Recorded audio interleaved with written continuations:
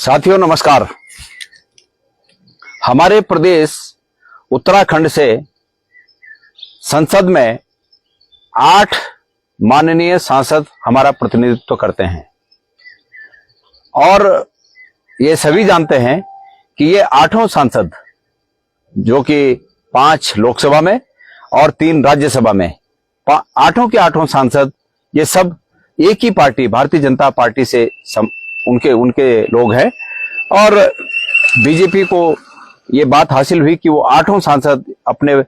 यहां से प्रतिनिधि के रूप में वहां भेजे, लोगों ने भेजे। मेरे प्यारे साथियों, मैं यह बात इसलिए कहना चाहता हूं कि अभी लोकसभा में और राज्यसभा में जो अभी सत्र शुरू हुआ संसद का, बड़े अफसोस की बात है कि 8 सांसदों ने 8 में से एक भी सांसद ने उत्तराखंड के जो गंभीर मुद्दे हैं उन मुद्दों पर एक भी बात वहां नहीं कही। आप जानते हैं कि हमारे प्रदेश में कोई भी भर्ती की परीक्षा ऐसी नहीं है कि जो लीक होने से, नकल होने से या पेपर बिकने से अछूती रही हो। एक भी परीक्षा ऐसी नहीं है। ये इतना बड़ा मुद्दा है कि जो हमारे युवाओं के भविष्य को निश्चित रूप में प्रभावित करता है, लेकिन इसके बावजूद 8 में से एक भी सांसद ऐसा नहीं था जिन्होंने ये बात वहां उठाई हो। आज उत्तराखंड एक गंभीर समस्या हम झेल रहे हैं, गंभीर रूप से हम बेरोजगारी की चपेट में आए हैं, लेकिन अफसोस की बात है कि एक भी सांसद ने ये समस्या वहां पर उठाने की जहमत नहीं समझी। जंगली जानवरों के प्रकोप से पहाड़ों में जो खेती का हाल चौपट हो गया है, उससे कोई भी व्यक्ति उससे ये नहीं कह सकता कि हम इस बात को नहीं जानते, लेकिन इसके बाद किसी भी सांसद में इतनी हिम्मत नहीं थी कि वो इन बातों को वहां उठा सके। अंकिता भंडारी हत्याकांड,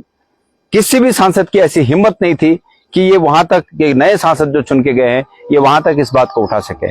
अग्निवीर योजना की दबे जुबान में ही सही, लेकिन किसी भी सांसद को ये हिम्मत नहीं थी कि वो ये कह सके कि उत्तराखंड के युवा ये अग्निवीर योजना से कुप्रभावित हुए हैं और इस योजना में बदलाव किया जाना चाहिए, बदस्तूर फौज की भर्तियां जारी होनी चाहिए। किसी में भी वो कुव्वत नहीं है। अब मैं इस बात को यहाँ के जनमानस के सामने कहना चाहता हूं। बतेरे लोग इसमें स्वयं को गौरवान्वित महसूस कर रहे हैं कि हमारे 8 सांसद एक पक्ष के हैं। मेरे प्यारे साथियों, ये गौरवान्वित होने का विषय नहीं है और न ही ये लोकतंत्र की स्वस्थ परंपरा को संवर्धित करता है। ये जो टेंडेंसी है, ये टेंडेंसी कि सत्ता पक्ष के साथ अगर कोई जाएगा तो विकास होगा, ये टेंडेंसी भी भारतीय जनता पार्टी द्वारा आम लोगों के मनस में, आम जनमानस में बिठाई जा रही है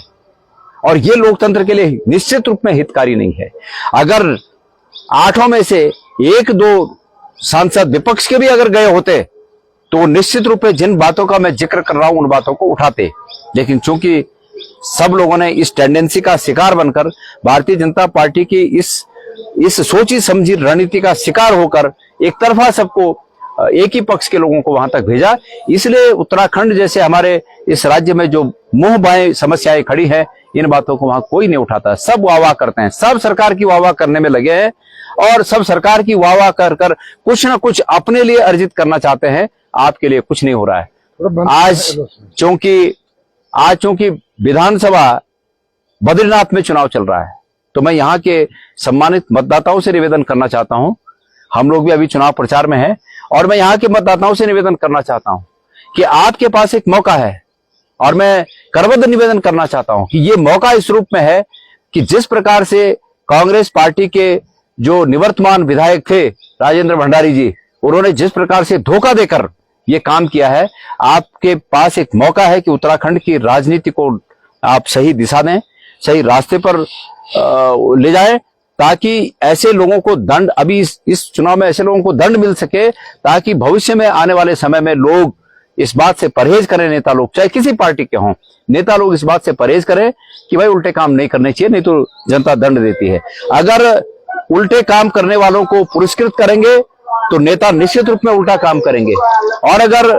सही काम करने वालों को पुरस्कृत करेंगे तो लोग सही काम करने के लिए प्रोत्साहित होंगे। तो इसलिए मेरा आप लोगों से निवेदन है कि आप समझिए, एक ही पक्ष को भेजकर संसद में जो हुआ,